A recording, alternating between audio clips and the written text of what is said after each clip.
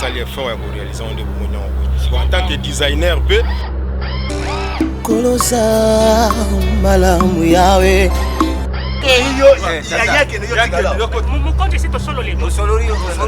UCPD Bouté TV. Donc bana ya poto. Donc bon s'abonner massivement. Loko moko to yeli binu ya ko découvrir eye na ngwe belé kasi biso yeli binu ka moko. ICPD Bouté TV. Shalom bien-aimés dans le Seigneur, que le Seigneur vous bénisse. Encore une fois de plus, nous vous remercions de nous avoir permis d'être au milieu de vous, devant vous, pour vous présenter ces petits sermons intitulés sur le confinement et le déconfinement.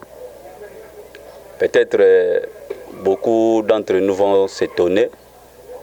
Ce n'est pas vraiment un sujet habituel, mais nous sommes tous censés aussi d'apprendre par rapport aux circonstances qui nous arrivent.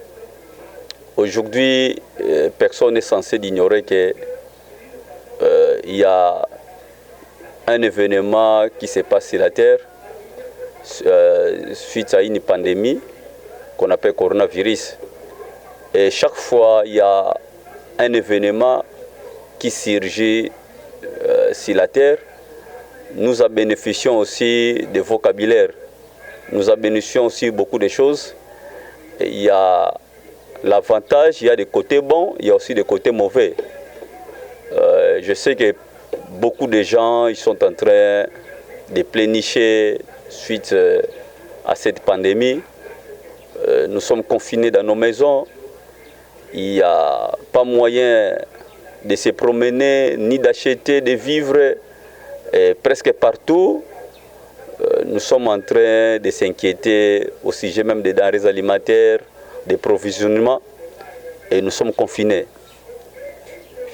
Et partant aussi de la Bible, j'ai pu aussi soutirer ce thème ici, le confinement. Pourquoi le confinement?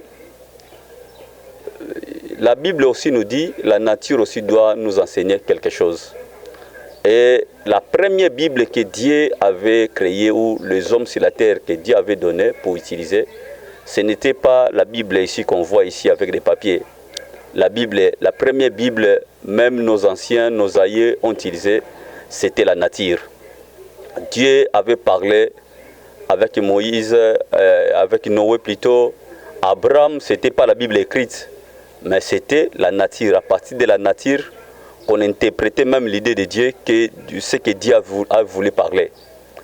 C'est pour cela nous aussi, apôtre Paul dit, la nature aussi nous enseigne quelque chose. J'ai pu aussi, par l'inspiration de Dieu, prendre aussi ces termes et de les voir d'un côté bon de la Bible. Confinement, confinement, confinement. Mais, Ecclésiaste dit quoi? Il n'y a rien de nouveau sous le soleil. Il n'y a rien qui se crée, tout a été déjà créé et il y a seulement ce qu'on appelle la renaissance. Il y a des choses qui reviennent encore de nouveau et que nous utilisons.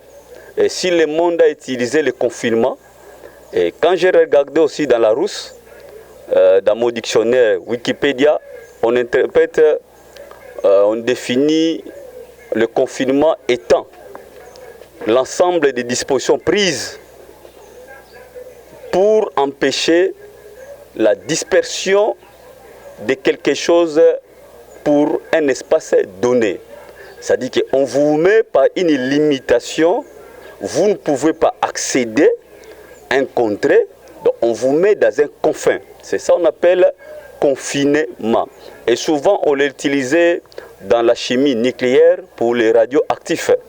C'est-à-dire qu'on ne permettait pas la prolifération de ces radioactifs pour un milieu donné, pour un espace donné. C'est-à-dire le confinement te met dans les quatre coins où vous ne pouvez plus accéder ou aller plus loin comme vous le faisiez auparavant. Et nous voyons aussi dans la Bible, les premiers peuples aussi, Dieu avait utilisé aussi ce même terme, je ne dirais pas le même terme, la même action du confinement. Ça dit que les gens doivent rester quelque part pour ne pas peut-être endommagés ou être contaminés ou tomber dans un piège. Dieu aussi, à l'époque aussi de Noé, Dieu avait créé l'arche aussi pour faire confiner les peuples de Dieu. Pourquoi le confinement?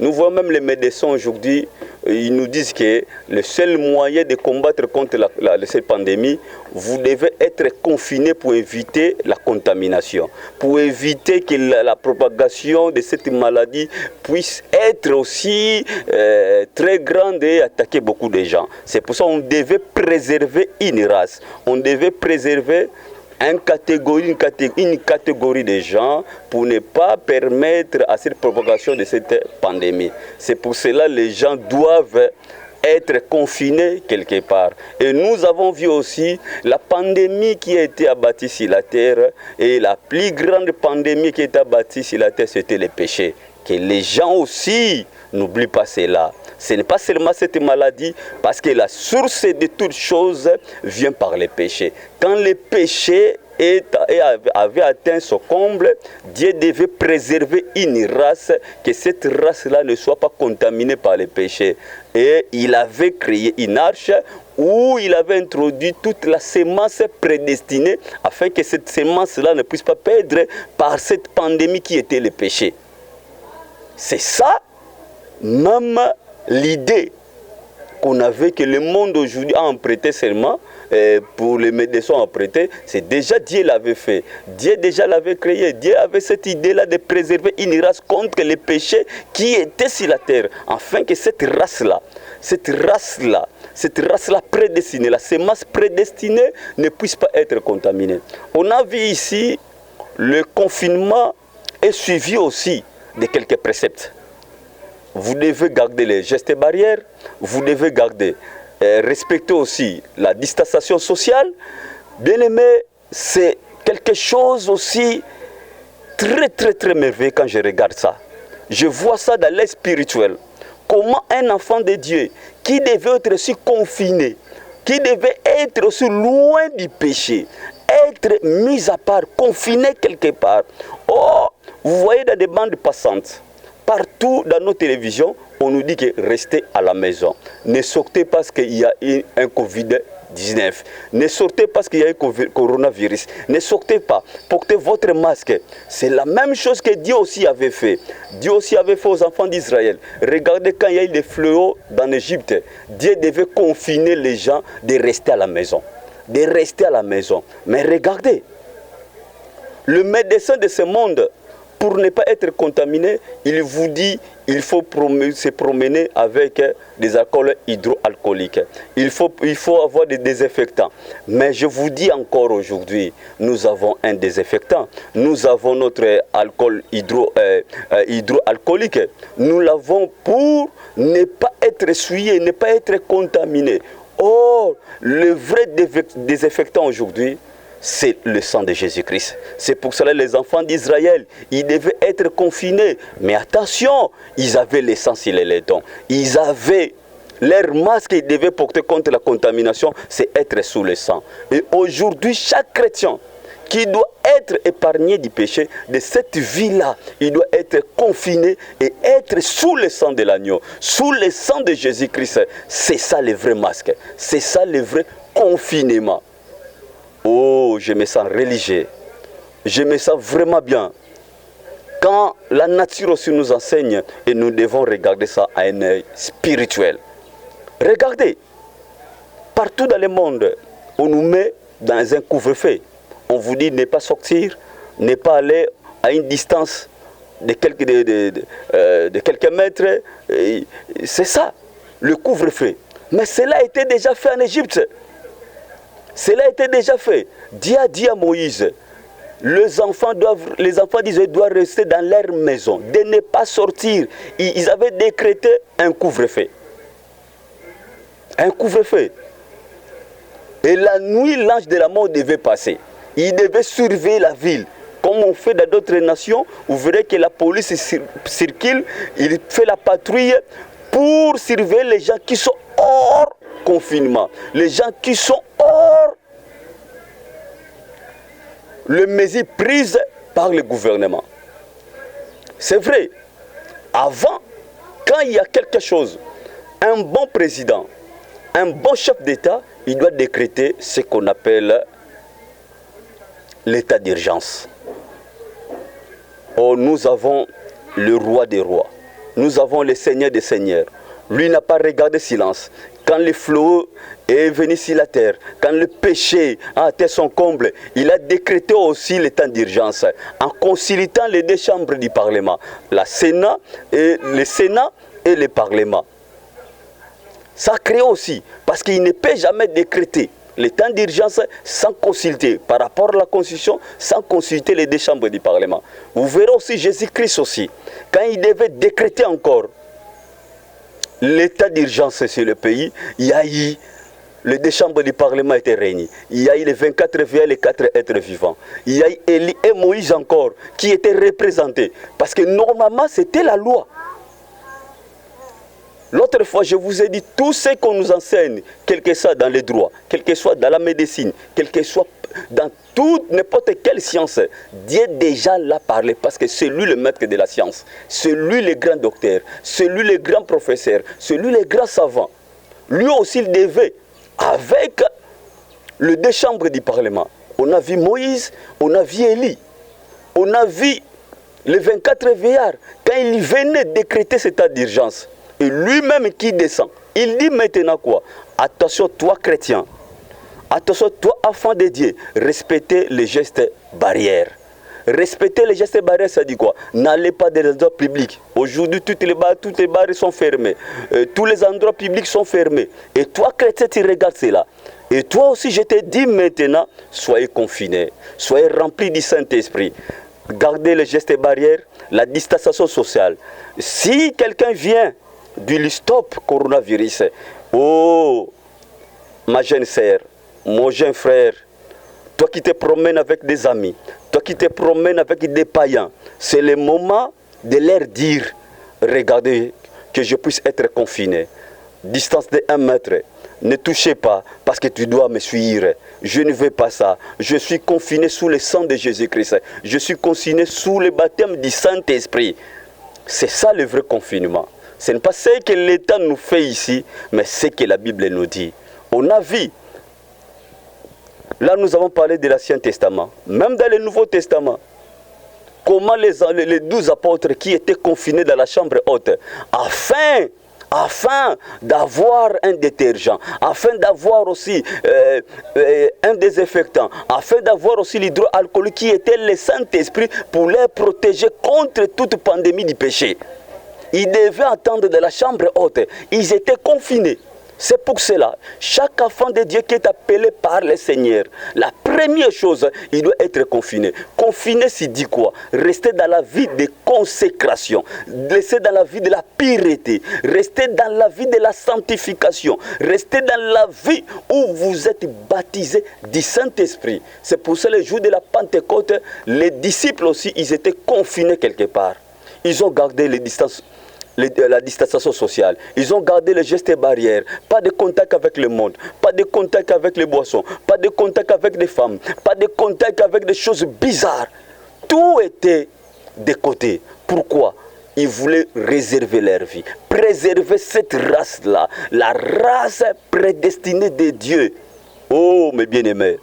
Mais, une chose, après confinement, il y a ce qui suit. C'est le déconfinement. Bien que c'est un mot qu'on a cherché dans les dictionnaires français, on n'a pas trouvé. Mais le coronavirus nous a mené encore un nouveau mot. Peut-être à la prochaine édition de la Rousse, on pourrait aussi introduire ce mot déconfiné. C'est le contraire du confinement.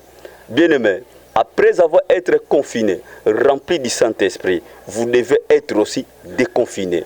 Déconfiné, là nous tombons aussi dans Matthieu 28. Que dit la Bible? À l'effet de toutes les nations, mes disciples, après avoir reçu le Saint-Esprit, après avoir goûté la parole de Dieu, vous devez être déconfinés afin aussi de sortir, de prêcher ces paroles, de prêcher aux gens, de montrer réellement la vie de Christ, de montrer aussi les gens comment ils doivent garder la distanciation sociale, comment ils doivent aussi prendre aussi des mesures, des gestes, respecter les gestes barrières. Les gestes barrières, c'est quoi? C'est fouiller le péché, fouiller tout ce qui est souillé, fouiller tout ce qui peut nuire à votre vie chrétienne. C'était ça le vrai confinement. C'était ça le vrai déconfinement.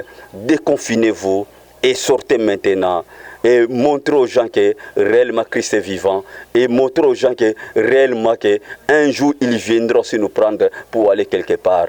Oui, de l'autre côté aussi pour terminer.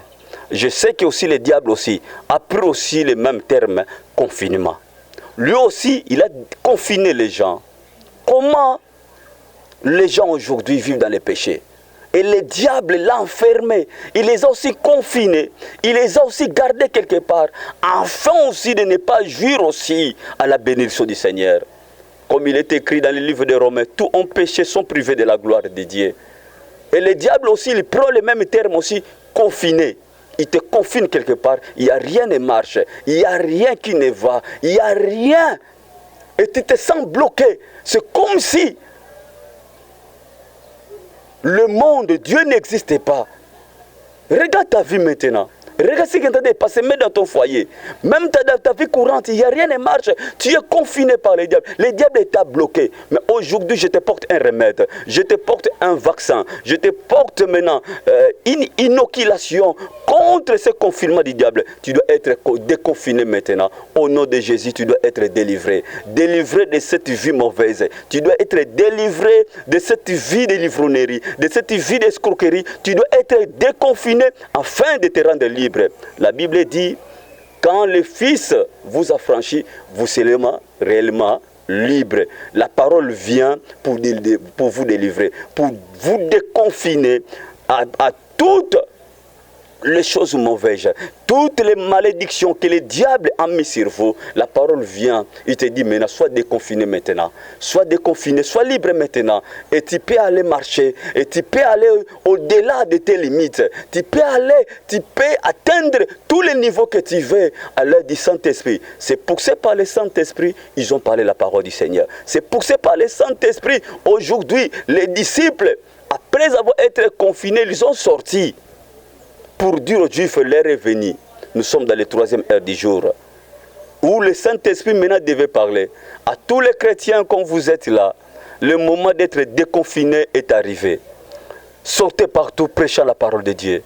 Donnez l'honneur à notre Seigneur Jésus-Christ. Donnez-lui la place dans nos églises. Donnez-lui la place dans nos cœurs. Donnez-lui la place dans nos foyers. Partout, là où nous travaillons, donnez-lui la place. Soyons déconfinés tous. Soyons déconfinés de cette mauvaise vie. Soyons déconfinés de toutes choses de la Odyssée. Et maintenant, nous pouvons dire, la liberté nous est arrivée. Que le Seigneur vous bénisse. Amen.